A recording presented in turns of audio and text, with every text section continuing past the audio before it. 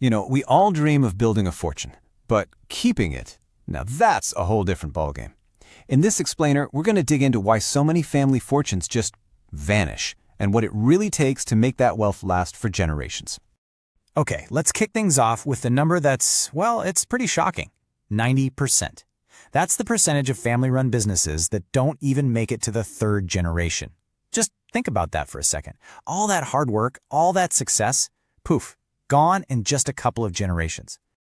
So that begs the real question, right? If you've already done the hard part, you've built the wealth, why on earth is it so incredibly hard to hold on to it? Well, the answers go way beyond just dollars and cents, as we're about to find out. So this first big hurdle, it actually has a name. People call it the three-generation curse. And here's the key thing to get. This isn't really a financial problem at its core. Nope, it's a people problem. It's all about family dynamics, who takes over, and the culture of the family itself. And this image just illustrates the whole thing perfectly. A family fortune can look so strong from the outside, right? But without the right structure, without proper governance, it's as delicate as a house of coins. One little wobble, one family fight, and the whole thing can come crashing down. And this is nothing new. There's an old saying you hear in different forms all over the world. From rice to rice in 3 generations. The idea is, one generation builds it, the next one enjoys it, and the third generation, well, they lose it, and they're right back where they started. It's a tale as old as time, really. So, the big question is, how do you break that curse? Well, the first part of the answer is a really delicate balancing act.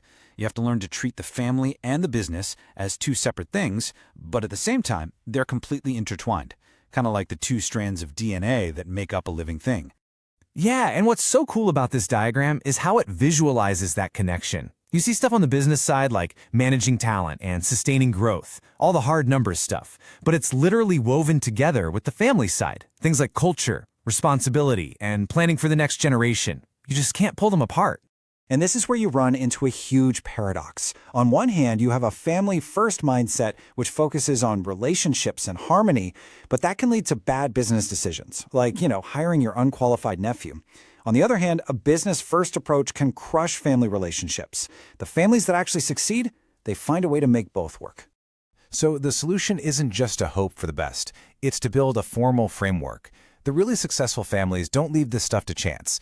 They create these parallel plans, one for the business, one for the family, and they make sure they're always in sync. This often leads to something called a family constitution, which is basically a rule book that everyone agrees to play by. Okay, so getting the family dynamics right is absolutely crucial, but that's only half the battle. The other half is the investment portfolio itself, and this means you have to completely shift your thinking. See, preserving wealth isn't just about what assets you own, it's about what risks you own. And this Jenga tower is such a perfect metaphor for this. So many people think their portfolio is diversified just because they own a bunch of different stocks and bonds. But in reality, it can be just like this tower, where one single piece, one single type of risk is actually holding the whole thing up. You pull that one piece out and everything, it just collapses. All right, so let me ask you a question. Think about the classic 60-40 portfolio. 60% stocks, 40% bonds. It sounds pretty balanced, doesn't it? But where does most of the risk, the thing that makes it go way up or way down, really come from? Okay, let's look at how the money's actually split up.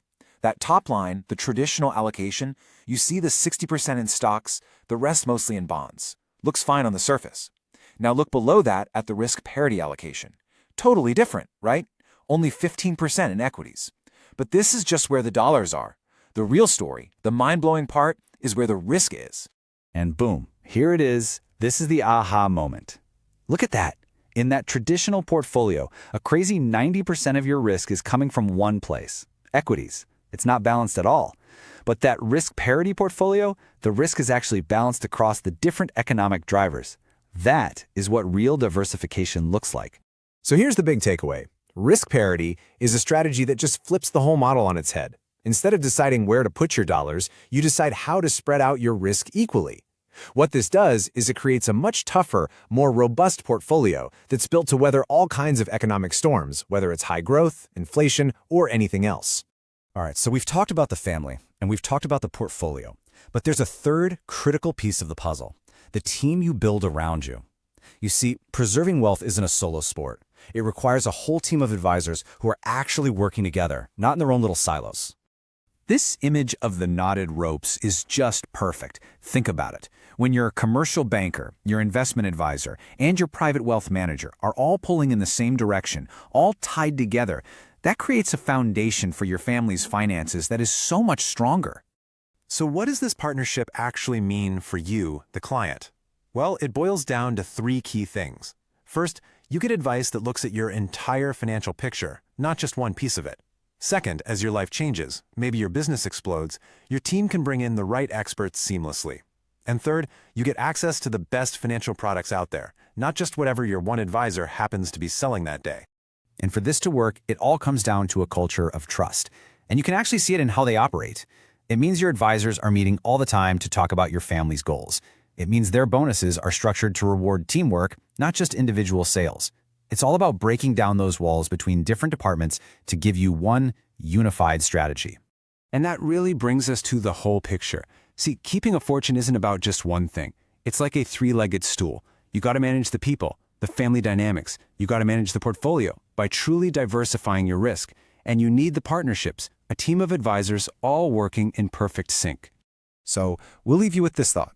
Building wealth, that's one hell of a challenge. It's an incredible achievement. But keeping it, preserving it for your kids and their kids, that is a whole other discipline. It takes a real plan. So what's yours?